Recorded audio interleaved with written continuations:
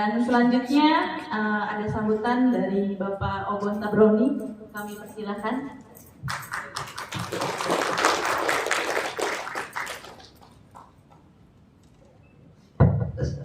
Bismillahirrahmanirrahim. Assalamualaikum warahmatullahi wabarakatuh. Salam sejahtera untuk kita sekalian yang saya hormati, yang saya banggakan, Ibu Mira beserta seluruh jajaran sahabat-sahabat saya di Aspek Indonesia yang tidak bisa saya sebutkan satu persatu. Mas Bud dari Uni, kemudian senior saya Bang Herman, beliau adalah guru saya yang dulu mengajarkan bagaimana berbicara di depan umum, kemudian bagaimana memberikan training, ilmunya sangat luar biasa. Kita berikan aplaus semua. Dan sahabat-sahabat sekalian yang tak bisa saya sebutkan satu persatu. Pada saat saya diskusi dengan Ibu Mira kemarin, kemudian terbesit tentang pendidikan apa yang paling diminati, kemudian yang paling dibutuhkan. Kita diskusi tentang banyak hal. Ada usulan tentang sejarah serikat kalau nggak salah, kemudian tentang advokasi dan banyak hal yang lain. Ya saya pikir salah satu yang kelemahan kita hari ini adalah tentang komunikasi. Banyak, saya sering di serikat pekerja. Yang sederhana aja misal, salah satu fungsi serikat pekerja kan bagaimana kita menyampaikan aspirasi teman-teman, meminta, kemudian menuntut dan yang lain-lain ke pimpinan perusahaan. Pada saat berunding itu macam-macam kelakuannya. Diam aja atau ngomong pendam dulu apa ngomong lu ngomong itu kan banyak kayak gitu, masih banyak, padahal itu salah satu kunci. Atau ketika teman-teman bisa ketika melakukan aksi atau demo tidak menguasai tentang berbicara di depan umum, itu juga muncul persoalan banyak banget. Megang piknik kalau belum biasa ini kan menakutkan. Megang mic, kalau buat Herman, buat yang lain itu biasa. Nah di sisi itu akhirnya yaudah, kalau teman-teman mau bikin pendidikan, yuk kita bareng-bareng. Dan rekan-rekan sekalian, ada satu saya ingin nyampaikan sederhana aja. Dan kemarin sering saya sampaikan dalam banyak rapat-rapat, banyak diskusi tentang perubahan yang ada di kita. Yang perubahan itu suka atau tidak suka, itu terjadi di sekeliling kita. Suka atau tidak suka, berdampak terhadap hubungan industrial, terhadap kesejahteraan buruh, dan strategi perjuangan. Maka saya tadi tertarik tuh ketika lawan TikTok mau pakai boykot. Rencananya kan gitu, asal black campaign atau segala macam. Itu strategi yang harus terus dikembangkan. Kenapa? Hari ini ketika orang bicara demonstrasi, unjuk rasa atau segala macam di DPR segala macam, entah karena terlalu banyak atau skalanya atau tingkat kekerasannya simpel, itu bukan sesuatu yang ditakutkan. Tapi ketika bicara tentang kampanye, tentang boykot segala macam di media sosial, itu berdampak. Saya berapa kali tangani kasus itu. Terakhir kemarin waktu kasus PT yang kita ini sama di Dokun apa grupnya, yang karyawan kita udah ribut, kemudian di PHK dan akan di penjara. Hidupku dah grup kayak gitu. Dia kerja di PT Hidupku segala macam. Ya saya sampaikan, Hidupku itu punya tren, punya brand, punya segala macam. Coba dengan boykot Hidupku segala macam, akhirnya mereka mau untuk melakukan perundingan.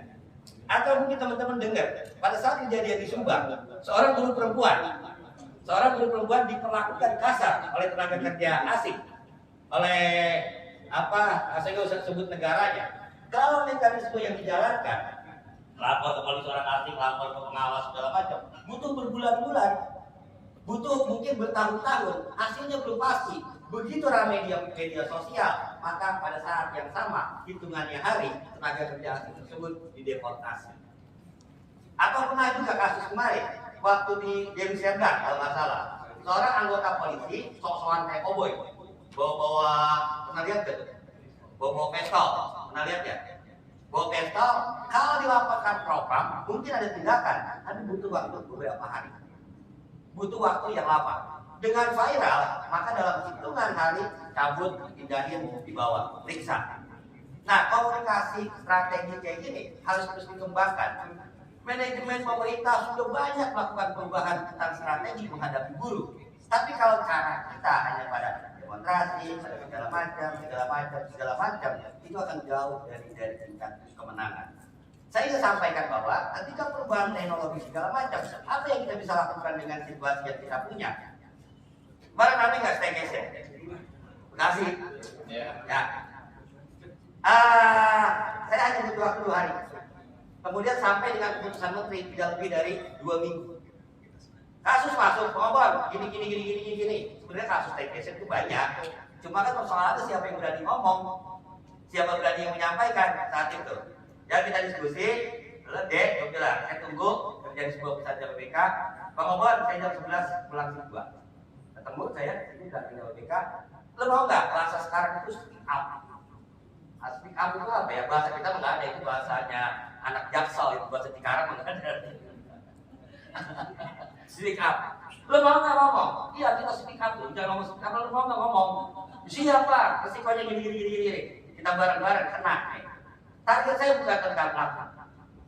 Target saya, kalau saya bicara tentang politik bukan kasus per kasus, tapi kebijakan secara makro. Harus ada perubahan perlindungan terhadap pekerja perempuan. Itu target saya. Yang kedua, undang-undang tindak pidana kekerasan seksual harus semua orang tahu. Karena ada sekarang undang-undang TPKS, tidak semua orang tahu bahwa hari ini perempuan kita ngeliatin aja nih, misalnya ente nih ngeliatin gini atau simbol-simbol atau kata-kata objeknya di perempuan, dia nggak senang kenal. Kalau dulu kan udah ribet undang-undang, harus ada pakai undang-undang pidana segala macam. TPKS itu gampang banget menjarakan laki-laki, dan itu belum semua orang tahu. Target saya di sana. Saya ketemu sama si guru perempuan itu, kemudian dia ngomong segala macam, saya undang media, kemudian ramai di mana-mana staycation. Hasil-hasilnya apa? Menteri Menaker mengeluarkan peraturan menteri nomor 88 kalau nggak salah terkait dengan perlindungan pekerja. Apa yang dilindungi? Ketika terjadi kasus kayak gitu, objeknya bukan hanya si pelaku, bukan hanya si manajer, bukan hanya si supervisor, bukan hanya si direktur. Perusahaan sebagai badan hukum, dia akan terkena juga, dianggap pembiaran, masuk sampai titik terakhir dicabut. Dulu nggak ada. Itu saya lakukan dengan banyak orang? Enggak. Cuma 4 orang, 5 orang. Loh, dulu itu media tuh doramein. Ya itu muncul. Yang kedua, orang banyak tahu bahwa ternyata undang-undang TPKS itu bisa dilakukan. Urusan persoalan hukum bukan persoalan saya. Urusan saya adalah bagaimana menteri mengeluarkan. Kalau kita dalam rame-rame demo, perempuan demo menuntut kepada menteri tenaga kerja agar dibuatkan undang-undang tindak perlindungan terhadap pekerja perempuan, keputusan menteri. Prosesnya berapa lama? Sulit, susah. Nah, inilah yang saya sampaikan bahwa strategi yang dulu mungkin keren, harus ada strategi tandingan yang lain. Bahasa kerennya sekarang adalah no viral, no action. Kalau nggak viral, nggak action. Banyak itu yang kita lakukan bersama. Bicara tentang demo penting, bicara tentang negosiasi penting. Tapi selayaknya juga kita bicara pada hal-hal yang lain yang hari ini rata-rata orang Indonesia 5,4 jam menggunakan gadget. Hari ini jumlah pengguna media sosial hanya dari platform aja udah 136 juta pengguna Indonesia. Pengguna media sosial hanya dari satu situs saja. Karena memang Indonesia terkenal paling ramai. Ini menjelang pilek kan ramai. Itu kenapa sih itu jadi ketua partai? Gimana presiden bro? Itu kenapa sih gini rame aja saya ngomong. Hari ini orang-orang itu kalau bicara logistik, Anda boleh buka tuh Amazon.com, tadi saya buka dulu tuh. Anda boleh buka punyanya Alibaba.com, computerized robot segala macam, gila-gilaan mereka. Kita masih sibuk begini aja, rame aja bilang segala macam. Kalau saya bilang 5 orang kayak gitu. Ada hal yang lebih penting lagi yang harus kita pikirkan terhadap terkait dengan guru atau yang lain-lain. Yang lain, rekan-rekan sekalian, kalau boleh diajak waktu kesempatan untuk saya jawab satu atau 2 pertanyaan, saya persilakan bahwa saya dengan teman-teman sekarang berada di DPR RI. Komisi saya hari ini adalah Komisi 8. Komisi 8 terkait dengan apa? Komisi 8 terkait dengan persoalan agama. kemudian sosial, bencana alam, perempuan, dan yang lain-lain. Sebelumnya saya berada di komisi 3, kaitannya dengan apa? Narkotika, kemudian kaitannya dengan keadilan dan yang lain-lain. Sebelumnya saya berada di komisi, saya sendiri sampai lupa. Karena kalau di DPR RI hanya saya boleh dicek yang satu periode udah komisi lupa gue. Komisi 9, komisi 10, komisi 6, komisi 3, komisi 8, pernah juga di komisi 7 dan yang lain-lain. Yang lain-lain. Kemarin saya ngomong itu sebelumnya tentang bagaimana persoalan BUMN, sebelumnya bagaimana tentang persoalan pendidikan. Saya komit banget. Dulu persoalan pendidikan dianggap bagi saya itu bukan penting. Saya fokus pada buruh aja. Saya fokus pada PLN dan yang lain-lain. Tapi ternyata persoalan itu enggak sesederhana itu dalam hidup. Pendidikan Anda tahu, kualitas pendidikan kita di Asia itu nomor 14 sama dengan Vietnam. Vietnam itu jangan-jangan di sekolahannya aja masih banyak ranjau jangan-jangan. Zaman-zaman bekas perang sama Rambo kan. Secara keseluruhan kita kalau nggak salah 163 negara, nomor 160 berapa dari 168 negara kualitas pendidikan kita. Apa yang kita harapkan dari persoalan itu? Masa depan kita, narkoba, saya baru sadar di sekeliling kita, di samping rumah kita ada yang namanya tramadol, eksimer. Dulu saya nggak peduli apa itu tramadol, dulu saya nggak peduli apa itu eksimer. Tapi kita dari pagi kita kerja, kemudian anak kita nggak tahu obat tramadol itu hanya 10.000 loh. Dibelinya itu gampang banget. Cari aja toko yang jual kosmetik, yang anak muda ngumpul. Tahu kan? Yang tahu berapa orang? Satu, baru berapa? Di sekeliling kita itu fakta, nyata. Harganya 10.000, dibelinya gampang, efeknya gila-gilaan. Kejahatan kita tinggi sekarang. Kita nyantai aja dulu pulang kerja segala macam. Sekarang sih 2 jalan sendiri, kita agak ini. Pelaku kejahatan hari ini adalah anak-anak muda. Bahkan usianya saya pernah nanganin sanawiyah. Sanawiyah itu sekelas SMP. Kemarin di Cikarang pernah viral, ada nggak yang mobil polisi dibawa pakai parang? Minggu, mobil security ya?